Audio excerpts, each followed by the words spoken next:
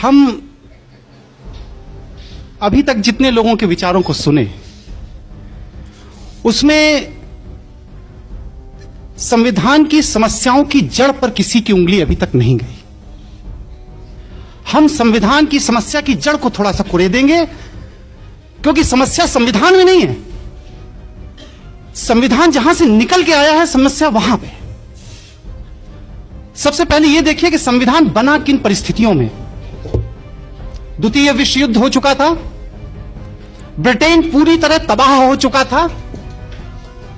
नेताजी सुभाष चंद्र बोस ने आजाद हिंद सरकार का गठन कर लिया था, सेना का नहीं, आजाद हिंद सरकार का गठन कर लिया था, और उस सरकार को विश्व के 11 देशों ने मान्यता दे दी थी। आजाद हिंद सरकार ने एक अपना बैंक स्थापित कर दिया था, जिसने आजाद हिंद सरकार की मुद्राएं प्रकाशित करना शुरू कर दी थी।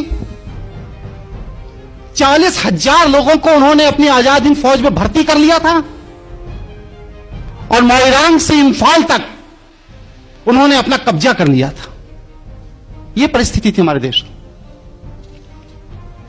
बंगाल का हर इंसान नेताजी सुभाष चंद्र बोस के स्वागत के लिए अपने दरवाजे पर हथियार लेके खड़ा था कि नेताजी की फौज आ जाए और मैं उसके साथ हिंदुस्तान के अंदर से अंग्रेजों को भगाने के लिए निकल पड़ूंगा। यह परिस्थिति थी हमारे देश में।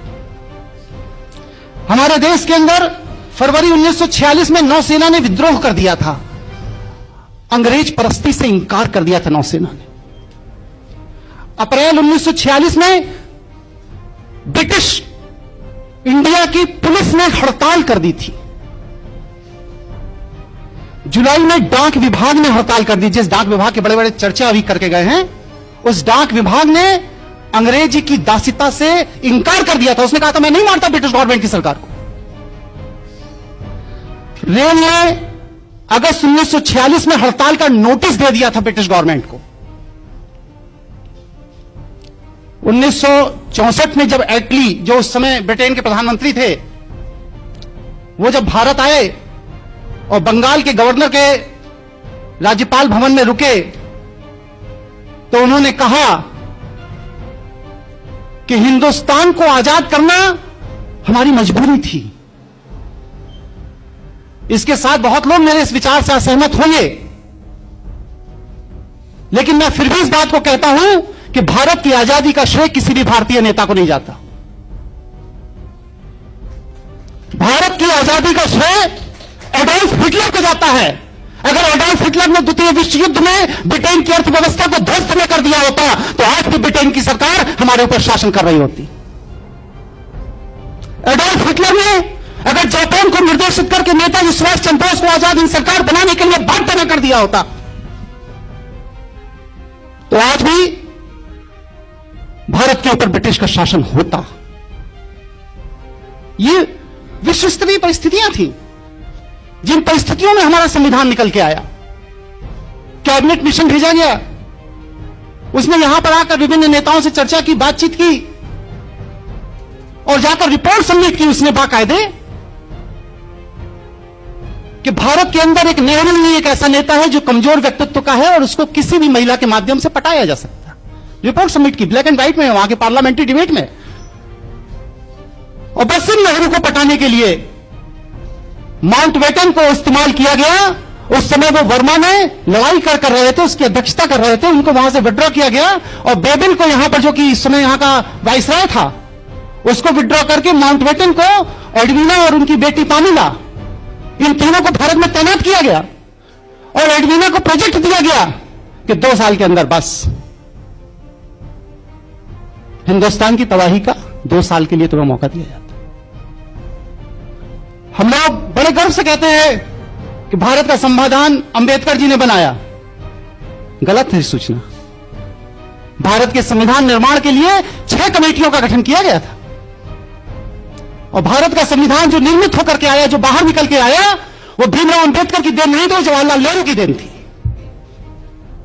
जवाहरलाल नेहरू ने जो कार्यकारिणी समिति का गठन किया, उस कार्यकारिणी समिति में उनके साथ में कौन कौन था? आसफ अली, के एम मुंशी, के टी शाह, के शांताराम, हुमायूं कबीर, डी आर गाडगिल। इन 7 लोगों ने मिलकर के भारत के संविधान के प्रारूप को रचा था। डिबेट हो जाने के बाद अंबेडकर को दिया गया कि अब इसका फाइनल शेप आप बनाओगे। और जवाहरलाल नेहरू को अपनी योग्यता पर विश्वास नहीं था।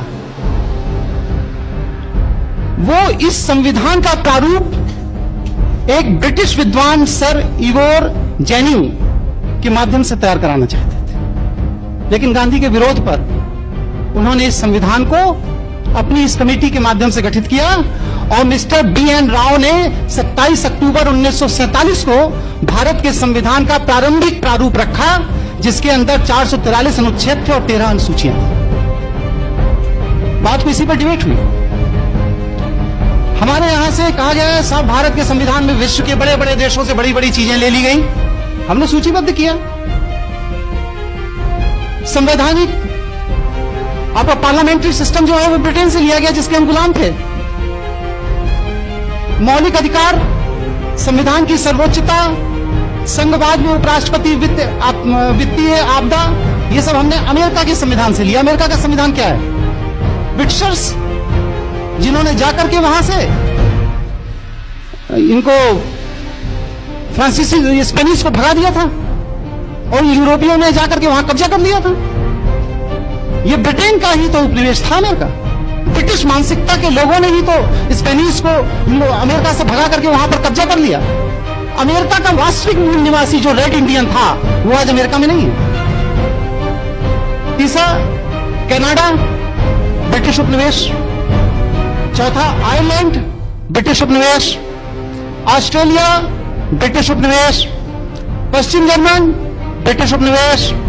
हमने कब बाहर से ले लिया? हमने सब कुछ वहीं से लिया जैसा ब्रिटिश की सरकार चाहती थी। रही भारत के संविधान के अंदर की बात, तो मैं ये पूछता हूं संविधान की दुहाई देने वालों से कि भारत के संविधान में भारत को राष्ट्र कहकर के कहां संबोधित किया गया है? वो हमें आर्टिकल बताने का कृपा कर। 395 अनुच्छेद जो बढ़ के अब 444 अनुच्छेद हो गए, लेकिन इन 444 अनुच्छेदों में भी भारत को अभी भी राज्य का स्तर दिया गया। नहीं देने वाले अभी पहले यही तय करें कि भारत के संविधान में भारत को राष्ट्र कह के क्यों नहीं संबोधित किया गया। इसका सीधा साधा जवाब जो मैं समझता हूं कि आज भी भारत ब्रिटिश कॉमनवेल्थ के दायरे में ब्रिटिश का उपनिवेश है। इसीलिए आज हम जापान में एम्बेसडर पोस्ट करते हैं, चाइना में एम्बेसडर पोस्ट करते हैं, रशिया में एम्बेसडर पोस्ट करते हैं, लेकिन ब्रिटेन में हाई कमिश्नर पोस्ट करते हैं। हम श्रीलंका में हाई कमिश्नर पोस्ट करते हैं। पाकिस्तान में जितनी कॉमनवेल्थ कंट्रीज हैं उनमें हिंदुस्तान का उच्चायुक्त पोस्ट किया जाता है, एम्बेसडर राजदूत नहीं पोस्ट किया जाता, क्योंकि हम ब्रिटिश की उपनिवेश still today. General clauses act का सेक्शन 3 सब क्लॉज 6 देखिए, उसमें साफ साफ लिखा है भारत के अंदर जहां भी केंद्रीय सरकार के कानून लागू होंगे वो सब ब्रिटिश उपनिवेश के अंतर्गत माना जाएगा। साफ साफ लिखा है। स्टिल टुडे आज की जो आपकी नागरिकता अधिनियम है उसमें देखिए सेक्शन 10, सेक्शन 11, आप तो महारथी हैं पांडे जी इसके, उसमें साफ साफ लिखा है कि कॉमनवेल्थ कंट्री का कोई भी नागरिक उस नागरिकता के आधार पर भारत का अंदर कॉमनवेल्थ कंट्री की नागरिकता रखता है। आज तक हमारे भारत के संविधान में नागरिक शब्द को ही डिफाइन नहीं किया गया। नागरिक शब्द की ही डेफिनेशन हमारे कॉन्स्टिट्यूशन में नहीं है। अभी दीक्षित जी चर्चा करके गए, हम भारत के लोग, हम भारत के लोग। अरे कॉन्स्टिट्यूशन के अंदर इटसेल्फ लिखा हुआ है कि this constitution is established as by law, not by the Indian people. हमने बस सिर्फ इस संविधान को अंगीकृत किया है, आत्मसात किया है। जैसा मेरे ऊपर थोप दिया गया हमने स्वीकार कर लिया। और उसको स्वीकार करने वाले वो कौन से लोग थे? ये वो लोग थे जो ब्रिटिश परस्त थे। इन लोगों को हिंदुस्तान के आम आवाम ने कभी भी इस संविधान को स्वीकार करने का कोई अधिकार नहीं दिया था। मैं पूछता हूं कि एक संविधान बनाकर मैं ले आऊं और कहूं भारत में लागू कर दिया जाए तो क्या मेरे कहने से लागू हो जाएगा? नहीं लागू होगा। उस संविधान के पीछे एक लीगल फोर्स होना चाहिए।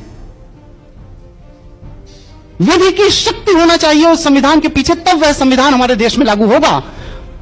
और भारत के संविधान के पीछे कौन सी विधि की शक्ति थी? वह लीगल फोर्स कहां है उस भारत के संविधान का? वह लीगल फोर्स है government of India act 1935, Indian independence act 1947 में। ये दोनों ही ब्रिटिश पार्लियामेंट में पास किए गए थे। भारत के संविधान के पास जो आज विधिक शक्ति है, वो विधिक शक्ति भारत के संविधान की देन नहीं है, भारत के लोगों की देन नहीं है, भारत की जनता की देन नहीं है, बल्कि इंडियन इंडिपेंडेंस एक्ट 1947, भारतीय स्वतंत्रता अधिनियम 1947 के तहत ब्रिटिश पार्लियामेंट द्वारा दी गई विधिक शक्ति है, जिस विधिक शक्ति के तहत आज ये सत्ता में बैठे हुए लोग हमारे ऊपर शासन करते हैं। हमारे यहां मंत्रियों का कोई क्वालिफिकेशन नहीं है, संसद के सदस्य होने की फिर भी है कि भारत का नागरिक होना चाहिए, दिवालिया नहीं होना चाहिए, पागल नहीं होना चाहिए, उसके अंदर एक योग्यता होनी चाहिए, कुछ तो है। लेकिन मंत्री होने की कोई योग्यता हमारे संविधान के अंदर नहीं है। हम बहुत बेसिक प्रश्न खड़ा करते हैं, अगर हम इंडिपेंडेंट हैं, स्वतंत्र हैं, तो भारतीय संविधान के अनुच्छेद 333 के तहत आज भी हमारे लोकसभा के अंदर 2 अंग्रेजों को रखने की बाध्यता क्यों है? कॉन्स्टिट्यूशनल प्रोविजन है। 2 अंग्रेज सांसद राष्ट्रपति नामित करेगा, रखेगा, उसके बिना पार्लियामेंट नहीं चलेगी। आज भी भारतीय संविधान के अनुसूची 8 में जो 22 भाषाओं का वर्णन है, उसमें अंग्रेजी कहीं नहीं है, उसमें अंग्रेजी कहीं नहीं है। भारतीय संविधान की अनुसूची 8 में जो 22 भाषाएं दी गई हैं, भारतीय भाषाएं, उनमें अंग्रेजी कहीं नहीं है। लेकिन फिर भी हमारी पार्लियामेंट, हमारी विधानसभाएं और हमारी हाईकोर्ट और सुप्रीम कोर्ट अपनी सारी प्रोसीडिंग का रिकॉर्ड इंग्लिश भाषा में रखने के लिए बाध्य। उसकी मजबूरी है, क्योंकि वह ब्रिटेन की राष्ट्रीय भाषा, आप उसके उपनिवेश हो, आपको रखना पड़ेगा। बहुत से ऐसी चीजें हैं, करीब 160 क्वेश्चन है मेरे इस संविधान को लेकर के। अब ये संविधान विशेषज्ञों के सामने ये जानना चाहता हूं कि हमारा देश संविधान से चलता है या संवैधानिक विधि से चलता है, ये चीज क्लियर होनी चाहिए। क्योंकि संविधान के अंदर बहुत सी ऐसी चीजें नहीं हैं जो हमारे देश की सरकार को चला रही है, जैसे मंत्री का त्याग पत्र। संविधान विदों से मैं ये जानना चाहता हूं कि भारतीय संविधान के किस अनुच्छेद में मंत्री को त्याग पत्र देने का अधिकार है? जैसे कि बिना सदन की सदस्यता के प्रधानमंत्री बना देना, किस अनुच्छेद में यह अधिकार? जैसे कि मंत्री का सदन के अंदर बैठकर मत देना, लेजिस्लेचर अलग है, एग्जीक्यूटिव अलग है। इसकी खिचड़ी कैसे बना दी जाती है? कॉन्स्टिट्यूशन में कहां प्रोविजन है कि मंत्री सदन के अंदर बैठ करके सांसदों के साथ मत देगा और बिल पास कर देगा? जैसे कि न्यायमूर्ति और न्यायाधिपतियों की नियुक्तियों में लॉ मिनिस्टर का हस्तक्षेप। जब जुडिशरी इंडिपेंडेंट है, राष्ट्रपति और सीजीआई मिलकर के न्यायाधीशों की नियुक्ति कर रहे हैं, कॉन्स्टिट्यूशन में क्लियर कट प्रोविजन है, तो प्राइम मिनिस्टर हाउस और लॉ मिनिस्टर हाउस फाइल जाने और उनकी अप्रूवल की क्या जरूरत पड़ती है? इसका मतलब है कि आप कार्यपालिका के अधीन न्यायपालिका को रखना चाहते हैं। उप प्रधानमंत्री 2 बार हुए हमारे यहां, कॉन्स्टिट्यूशन में कहां व्यवस्था है भाई कि उप प्रधानमंत्री का पद होगा और उसके लिए भी आदमी रखा जा सकता है?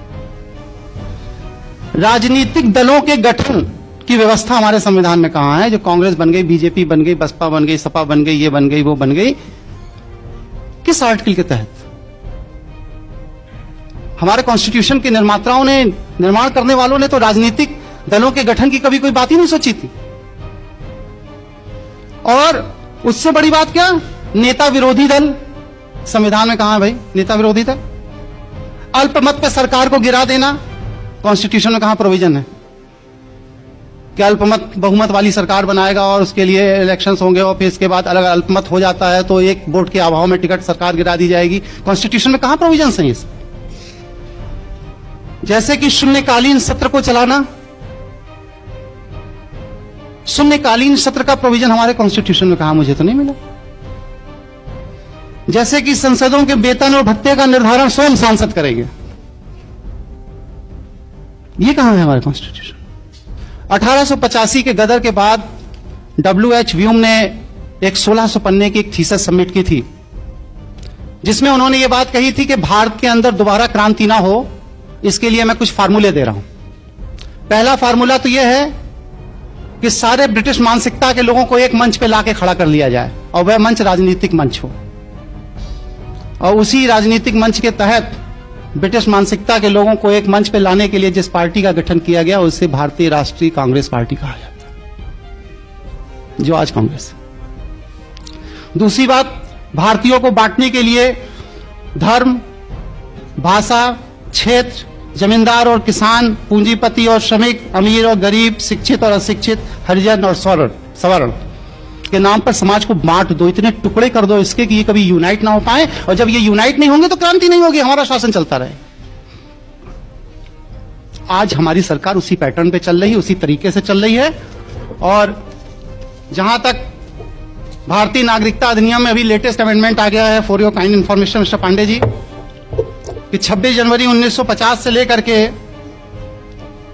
30 दिसंबर 1990 तक जो भी व्यक्ति विश्व में कहीं भी पैदा हुआ हो, अगर उसके मां या बाप भारतीय नागरिकता प्राप्त है तो वह आदमी ऑटोमेटिक भारत का नागरिक हो जाएगा।